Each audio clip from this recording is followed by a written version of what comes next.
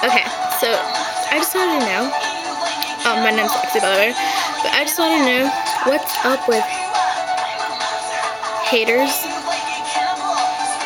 Not just any haters, like haters of gay people. You know? Because, like, my friend and I went to the mall. And, like, we were holding hands and shit.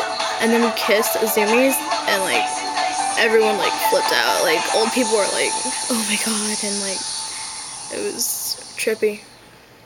And, like, you know, everyone's just, like, looking at us funny. I'm like, what the fuck? Like, you don't stare at someone who's, like, another guy. I mean, you don't stare at a girl who's with, like, another guy, you know? Unless they're, like, totally all over, unless they're, like, totally, like, all over each other, but then that's, like, something different, you know? So, I don't know.